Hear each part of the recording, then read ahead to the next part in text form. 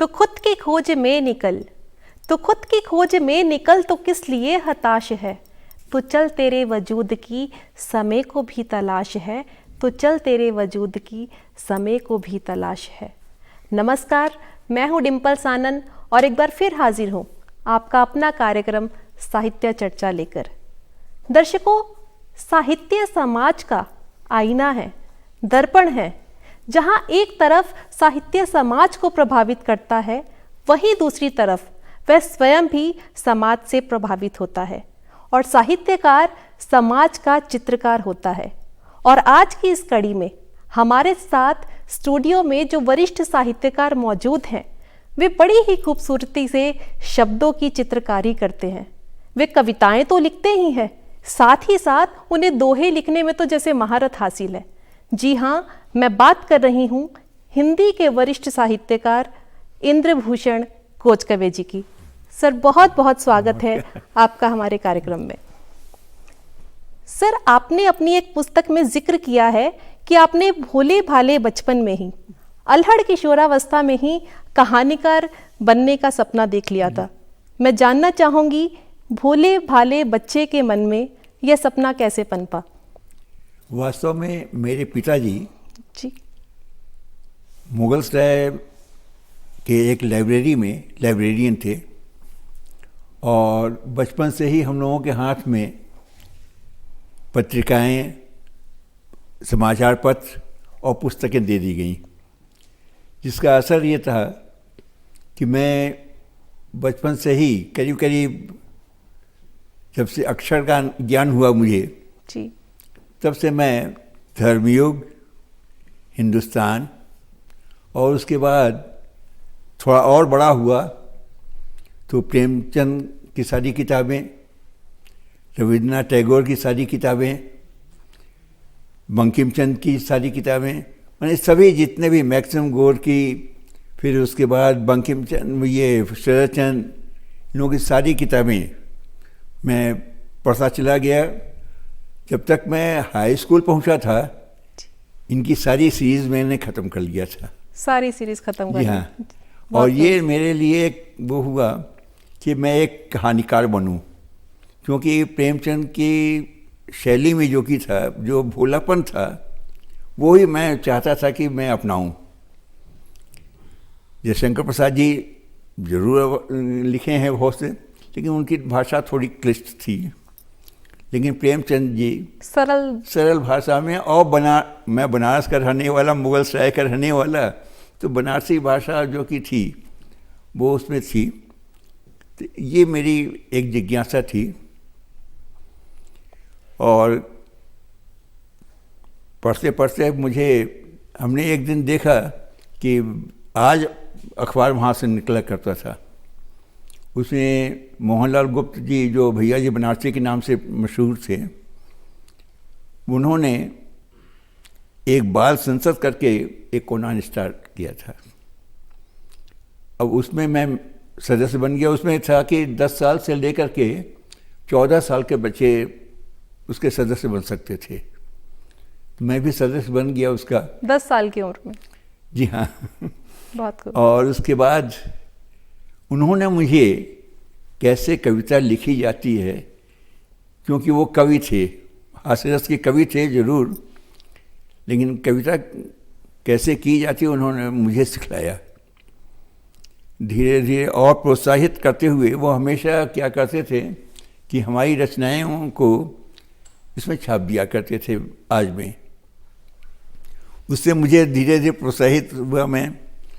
फिर 2-3 कहानियाँ लिखी, वो भी दिखलाया उनको, वो बहुत प्रभावित हुए, तो उसको भी उन्होंने छापा उसमें।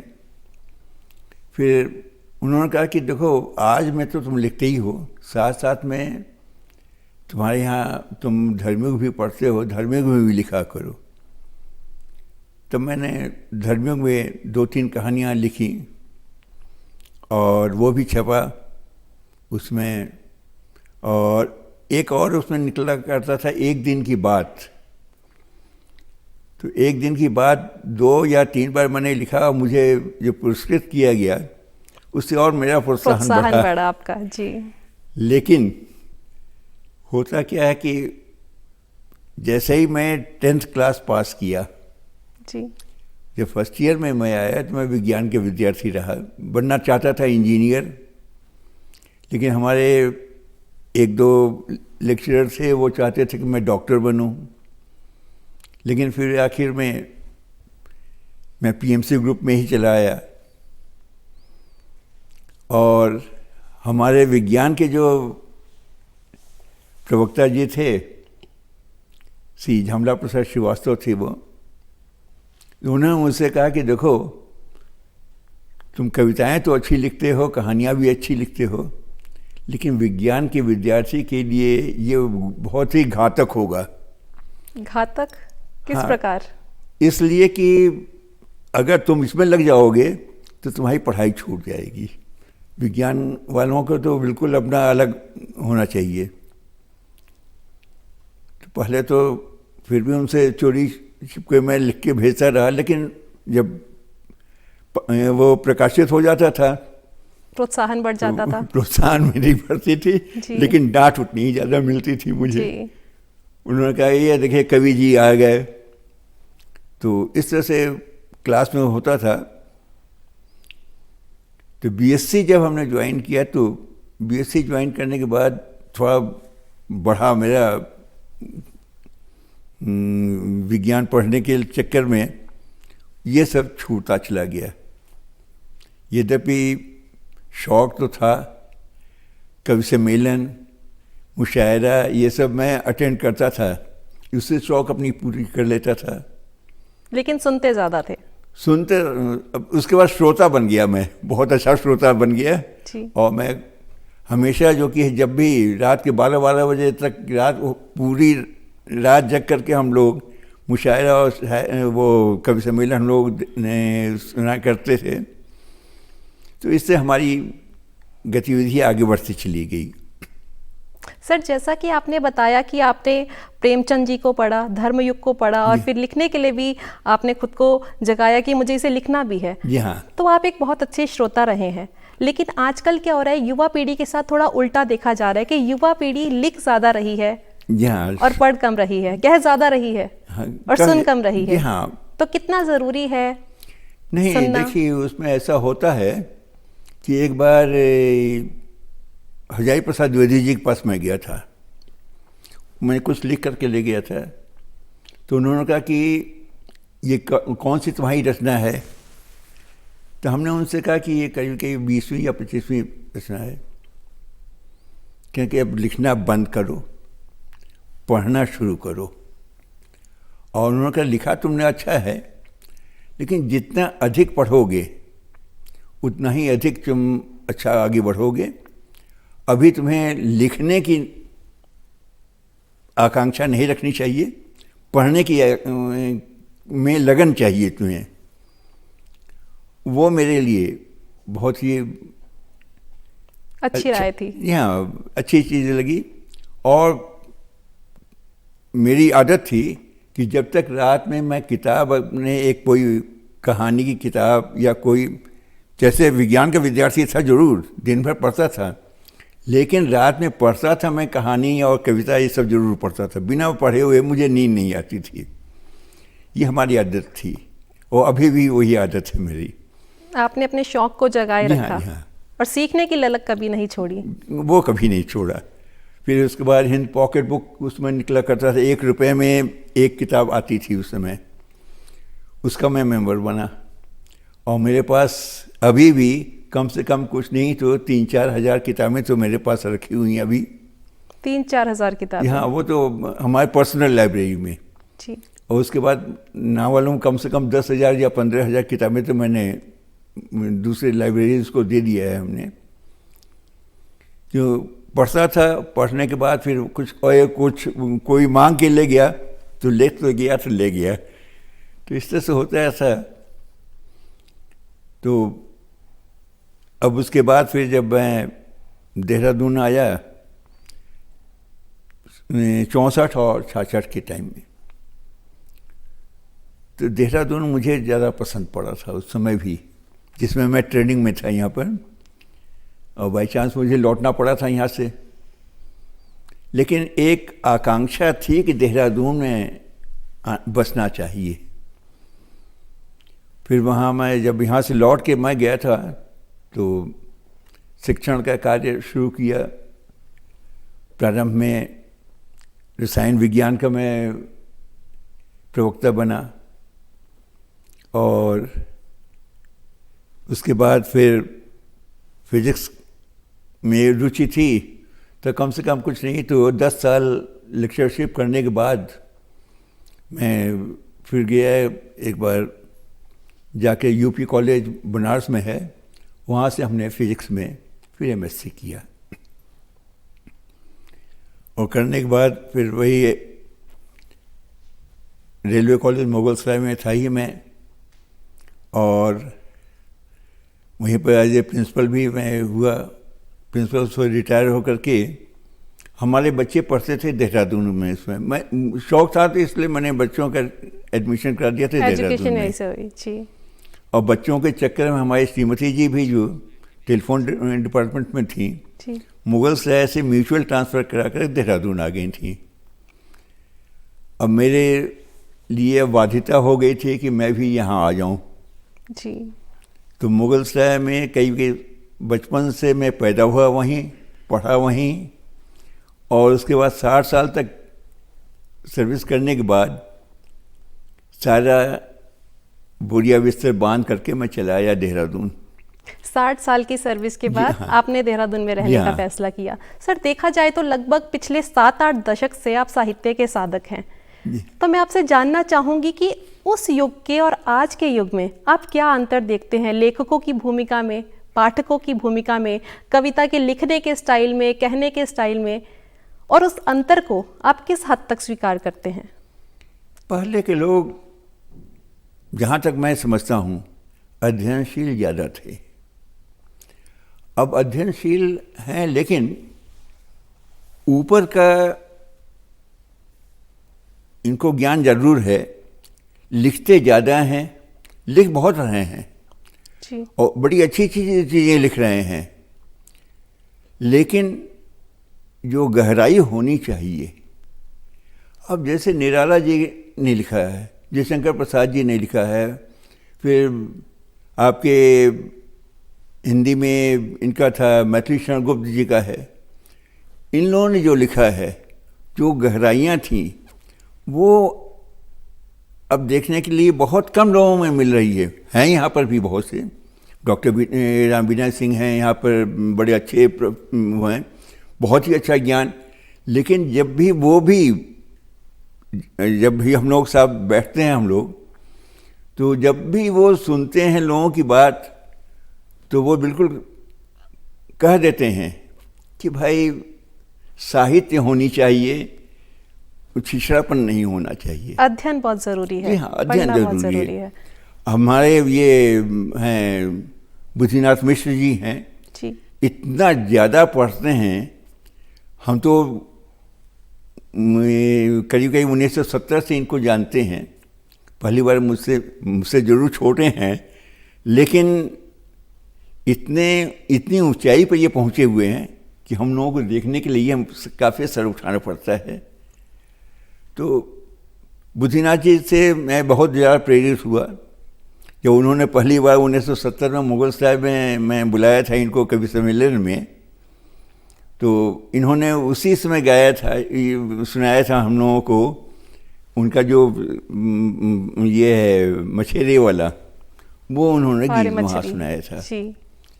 तो तभी मैं कहता हूँ इनको हमेशा, जब मैं देहरादून में आया इनसे मुलाकात हुई, हमने कहा कि मुझे वही पुराना याद आ जाता है। और जब आज प्रेस में थे वहाँ पर ये सर, आमतौर पर क्या देखा जाता है कि जब भी कोई साहित्यकार अपनी साहित्य यात्रा की शुरुआत करता है तो वह कविताएं लिखता है, कहानियां लिखता है, लेकिन आपने शुरुआत दोहों से की, और दोहों पर पकड़ तो काफ़ी बाद में आती है किसी साहित्यकार की। क्या कारण था दोहों से शुरुआत करने का?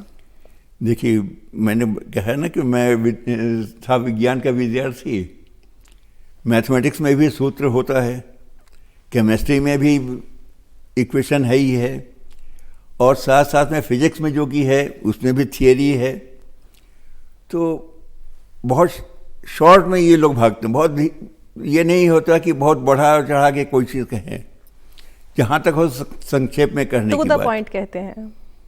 तो टू द पॉइंट कहने में ये हो जाता है क्या, अब मात्राओं का ज्ञान तो था ही, हाई स्कूल इंटरमीडिएट तक हिंदी तो पढ़ाई था, मैं ज्ञान था ही। लेकिन यहाँ पर आने के बाद देहरादून जब आया मैं, तो मेरे 2-3 बड़े अच्छे मित्र मिले। एक हैं जगदीश बावला जी, यहाँ पर हैं, जिन्होंने मुझे हिंदी साहित्य समिति का सदस्य बनाया। और हमारे पुराने साथी जो हमारे समय में भी आज में भी लिखा करते थे, प्रोफेसर DPS खन्ना साहब, इन सबका बहुत हाथ रहा आपके ये प्रोत्साहन 2 में। व्यक्ति ऐसे मेरे साथ थे कि हम लोग तीनों आदमी साथ साथ में जाते थे, कहीं भी जाते थे हम लोग। तो ये दोनों आदमी तो बड़े अच्छे कवि, जी। और मैं जाता था इन लोगों के साथ सुनने के लिए, जहाँ भी कवि गोष्ठी वगैरह होती थी। तो ये लोग अपना थे, ये थे डॉक्टर राम विनायक सिंह थे, उसके बाद खरबंदा जी थे, ये लोग थे। ये लोग अपनी कविता सुनाते थे और मैं बैठ करके आराम से सुनता रहता था। उसमें लोग कहते थे कि भाई कम से कम एक श्रोता तो आया हम लोग के पास में। लेकिन एक दिन ऐसे ही था, इन्होंने जगदीश बावला जी ने मुझे स्टेज पर खड़ा कर दिया कि आज आप कुछ कहिए। मैंने कहा कि मैं कुछ कवि वगैरह तो हूँ नहीं है, लेकिन बचपन में शरारत में मैंने कुछ कहा जरूर है, उसमें मेरी भावना जो की थी वो जरूर है, वो मैं 2 लाइन सुना देता हूँ। तो उन्होंने कहा, तो वही से हमने अगर आप हमें भी वो 2 पंक्तियां सुनाना चाहें अपनी। हाँ, तो वो था, देखिए पहले बहुत मशहूर था ये, सूर सूर तुलसी शशि उड़गन केशव दास, अब के कवि खद्योसम जहाँ तहाँ करत प्रकाश, ये था जी। इसकी पैरोडी मैंने बनाया। चोंच जी हमारे गुरु भी तो हैं DAV वहाँ हिशंदा कॉलेज में, तो पैरोडी बनाते थे। मेरे दिमाग में था, हमने, लेकिन दिमाग में देखिए होने के बाद भी मैंने सोचा था कि जो भी लिखूं मैं वो ठीक लिखूं। सर, लेकिन दोहा कविता क्यों नहीं? दर्शक ये जानना चाहेंगे, आपने दोहे से ही क्यों शुरुआत की? मज़ा आता है उसमें, बहुत बड़ी चीज़ों को भी आप छोटे में कह सकते हैं, संक्षिप्त में कह सकते हैं, संक्षेप में कह सकते हैं। तो हमने लिखा उसमें, सूर सास तुलसी ससुर और उड़गन साले के सौदास, अब के कवि पत्नी सम फिर काहे रहे उदास। क्या बात है, ये लिखा हमने। तो लोगों ने पूछा कि सूर को तुमने ससुर सास बनाया, तुलसी को ससुर बना दिया। हमने कहा कि सूरदास के साहित्य में जो लालित्य है वो माँ में पाया जाता है। तुलसीदास जो पुरुषोत्तम राम जी के विषय में लिखे, तो एक पिता जो कि होता है हमेशा अनुशासन वाला होता है, तो वो तुलसी में था। तो इसीलिए हमने तुलसी को ससुर कहा और सास कहा इनको सूरदास जी को। बहुत सुंदर। और हमने कहा केशवदास जी जो कि थे, जैसे मस्खरे थे, जो लिख सकता है कि ये उसमें बाबा कहीं कहीं जाए, तो उनको हमने साला बना लिया। हमने कहा और आजकल की कवि जो कि हैं तो बस ऊपर ही ऊपर लिखते हैं, तो पत्नियां जो होती हैं या जो माशुकाएँ होती हैं वो आजकल ठीक वैसे ही हैं जैसे आजकल की कवि हैं। तो इसी के हिसाब से हमने दोहा बना दिया था। और सर, जो आपकी पहली पुस्तक प्रकाशित हुई है, जी हाँ, गड़ा घरौंदा एक, जी हाँ, क्या आपके मन में ख्याल आया जो आपने ये शीर्षक रखा, गड़ा घरौंदा एक? आपकी पंक्तियां हैं कि तिनका तिनका जोड़कर सजा दिया प्रत्येक, जी हाँ। 7 दशक पश्चात गड़ा घरौंदा एक। असल में मैंने ये दोहा जो लिखना शुरू किया, अब इन लोगों के बस वो हमारा जो कि था टर्निंग पॉइंट था, उसके बाद अब ये लोग सब पीछे पड़ गए कि आप कुछ लिखा कीजिए। तो उस समय बाई चांस आ गया था आपका ज़माना इसका व्हाट्सएप का, टेक्नोलॉजी। जी हाँ, ये आ गया। मेरे बेटे ने पकड़ाया मुझे कि आप मोबाइल, जैसे मोबाइल प्रारंभ हुआ वो पकड़ा दिया बच्चों ने, और मुझे शौक़ था कि मैं हर चीज़ में अपडेट रहूं। ये ना हो कि लोग कहें कि भाई इनको कुछ नहीं आता। बहुत से लोग, अभी हमारे बहुत से दोस्त हैं, उनसे पूछिए तो कहें कि मुझे पता ही नहीं क्या कैसे करते हैं। लेकिन बच्चों ने मुझे अपडेट किया। बच्चों ने कहा कि ये मोबाइल पकड़िए, आप अपना जो कुछ लिखना है कीजिए। तो पहले मोबाइल में तो आता था एसएमएस करना, तो एसएमएस कर देता था वो त्योहारों में, इस सब में। जब व्हाट्सएप स्टार्ट हुआ तो बच्चों ने ला के मुझे स्मार्टफोन पकड़ा दिया कि पापा अब जो कुछ आपको और लिखना है लिखिए। तो अब क्या है, मांगी मुराद मिल गई। उसके बाद मैंने क्या किया कि सुबह सुबह उठ करके शुभ प्रभात करके लिखता था, और एक दोहा मढ़ देता था उसके साथ साथ में, अपना स्वरचित दोहा। हाँ जी हाँ। और लिख करके हमने शुरू किया लोगों के पास, अपने दोस्तों के पास भेजना।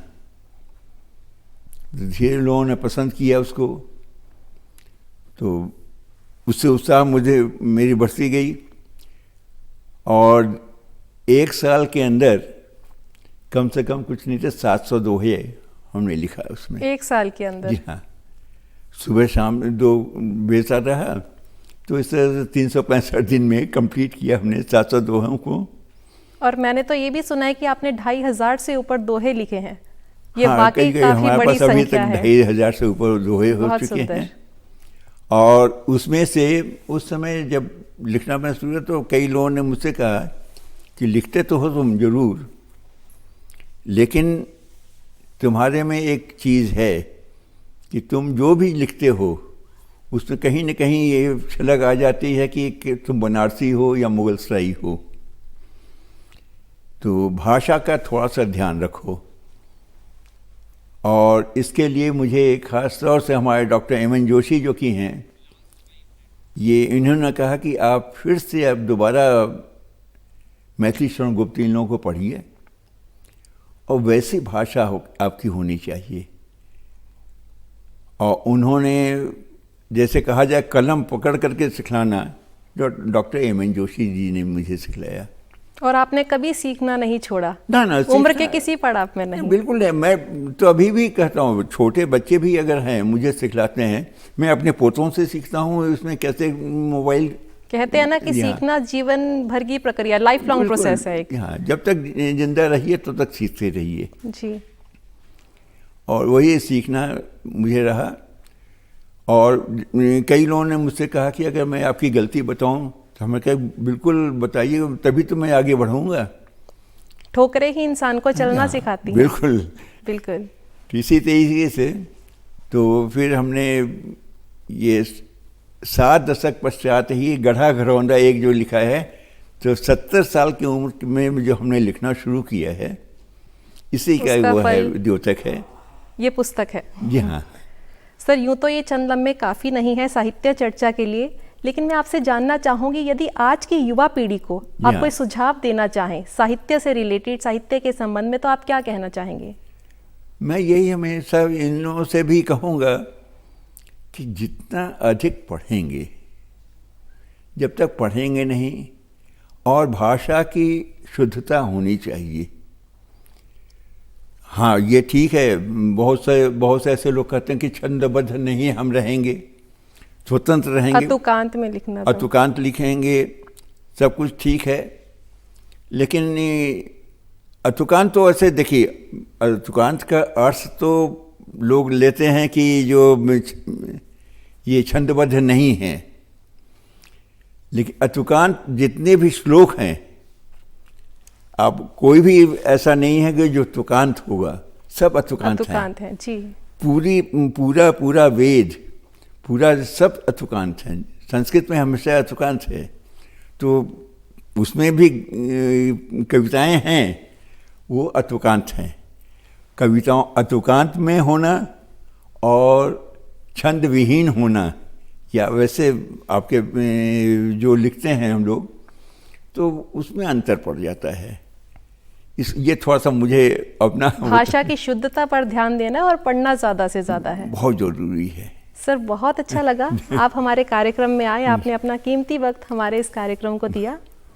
दर्शकों, आशा करती हूँ आपको आज का कार्यक्रम बहुत पसंद आया होगा, और भूलिएगा नहीं हमारे आज के खास मेहमान का सुझाव कि आपको अपनी भाषा की शुद्धता पर पकड़ बनानी है, ज़्यादा से ज़्यादा पढ़ना है, ज़्यादा से ज़्यादा सीखना है, और सीखने की ललक किसी भी उम्र में नहीं छोड़नी। इसके बाद मिलते हैं अगले कार्यक्रम में, अगली कड़ी में, अगली हस्ती के साथ। तब तक के लिए नमस्कार।